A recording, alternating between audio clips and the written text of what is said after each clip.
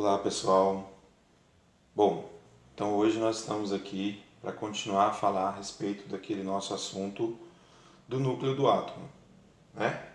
Então, nós estávamos falando a respeito, nós falamos na verdade, né, a respeito do núcleo do átomo, a energia concentrada nesse núcleo, as emissões radioativas, né, que o núcleo pode emitir quando ele tem uma instabilidade nuclear.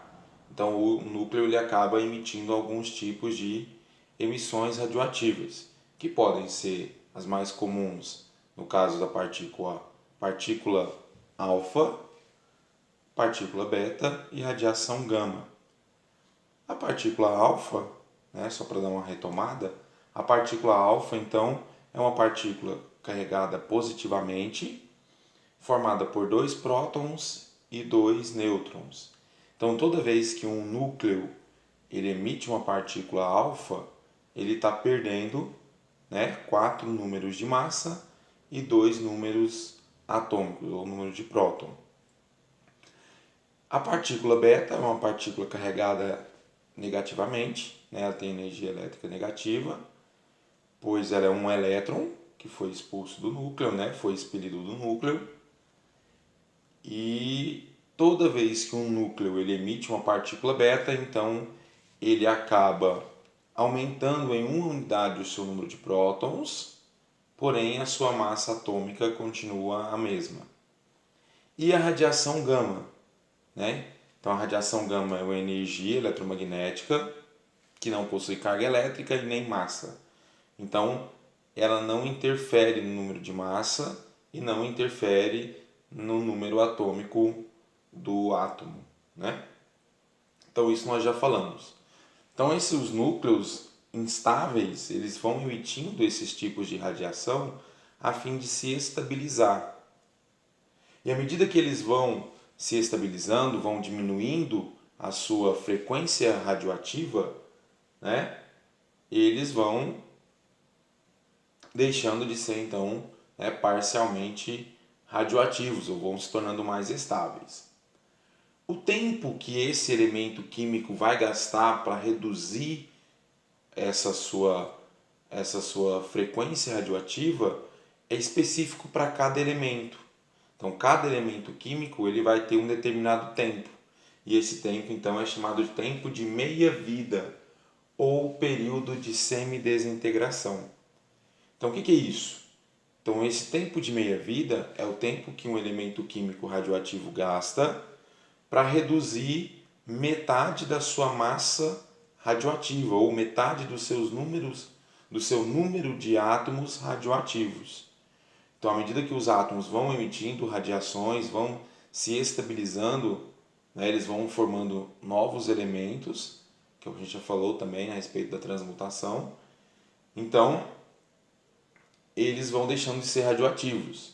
Nesse caso, quando uma determinada quantidade de elemento químico reduz metade da sua massa radioativa ou reduz metade do número de átomos radioativos, então esse elemento ele tem um tempo de meia-vida, né? E esse tempo de meia-vida, então, ele é específico para cada elemento químico. Existem elementos químicos que têm um tempo de meia-vida de poucos segundos e tem elementos químicos, como o urânio, por exemplo, que tem um tempo de meia-vida em questão de milhões de anos, né? Então isso é específico para cada elemento. Então aqui, ó, a gente tem para determinar, né, a massa ou para determinar o tempo, né? Então a gente pode utilizar essa fórmula. Então no caso, ó, a massa final, né, a quantidade que eu tenho de átomos que ainda sobraram, né, radioativos, que é igual à massa inicial, a quantidade que eu tinha total de elemento radioativo, dividido por 2 elevado a x, onde x é o número de meias-vidas que se passaram. Ah, então se passou uma meia-vida, então reduziu metade. Se passou 2 meias-vidas, então reduziu mais da metade, né? Então, e assim sucessivamente, certo? aqui a gente tem um gráfico mostrando então como que é, né, o decaimento radioativo ou decaimento nuclear. Então a gente tinha uma massa inicial, né, chamada de M1. À medida que o tempo passa e quando o elemento ele atinge uma meia-vida, vamos supor, seja uma meia-vida de meia hora. Então, passado meia hora ou 30 minutos, ele reduziu metade da sua massa.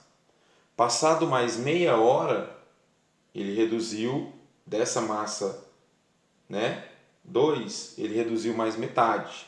E assim sucessivamente. Então, a cada meia hora, se for o tempo de meia-vida dele, ele vai reduzindo da metade da massa radioativa que sobrou, né? Até ele deixar totalmente de ser radioativo, tá? Então isso é chamado de tempo de meia-vida. É através desse tempo de meia-vida que muitos cientistas, né, descobrem, por exemplo, a idade de um fóssil, né, a idade de algum achado arqueológico, é através desse tempo de meia-vida.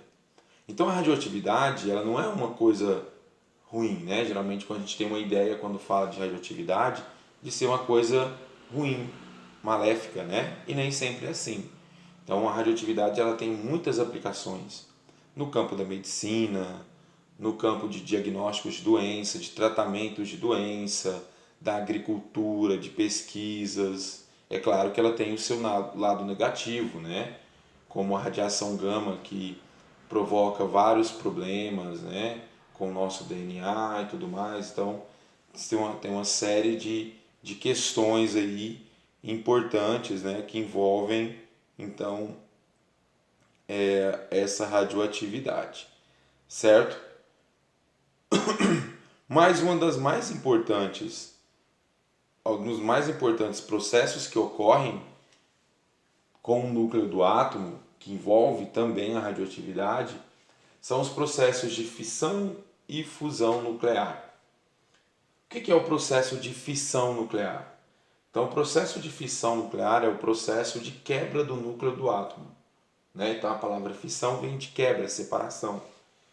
Então, geralmente, um átomo grande, né, o núcleo de um átomo grande, quando ele é atingido por uma partícula acelerada, que geralmente é o nêutron, esse núcleo ele se torna instável. E aí ele acaba se rompendo, se quebrando, né? Geralmente ele forma 2 núcleos menores e libera mais 3 nêutrons também acelerados. Se esses 3 nêutrons se chocarem com outros 3 núcleos, então a gente tem uma chamada de reação em cadeia, certo? E aí essa reação em cadeia vai provocar uma liberação de energia monstruosa, muito grande, né? Esse mesmo processo de fissão nuclear é o processo que é utilizado nas usinas nucleares para a produção de energia elétrica. Então eles utilizam uma pequena quantidade de urânio.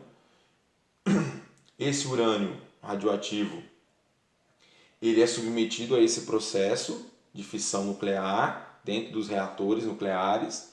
Essa energia que é liberada durante esse processo, ela serve, né, para aquecer a água, essa água se transforma em vapor e esse vapor vai girar uma turbina que vai transformar então, né, em energia elétrica. E é o mesmo processo também que ocorre, né, ou que ocorreu no caso das bombas atômicas, né, a bomba de Hiroshima, de Nagasaki. Então o processo é o mesmo, a diferença é a reação em cadeia e a quantidade de elemento que é utilizada, né? Então há uma produção de energia muito grande durante esse processo de fissão e fusão nuclear, certo? No caso da fusão nuclear, a liberação de energia é maior ainda, é gigantesca, certo? O que é a fusão nuclear? Então a fusão nuclear já é o contrário da fissão. Então a fusão é a união de 2 núcleos menores formando um núcleo maior.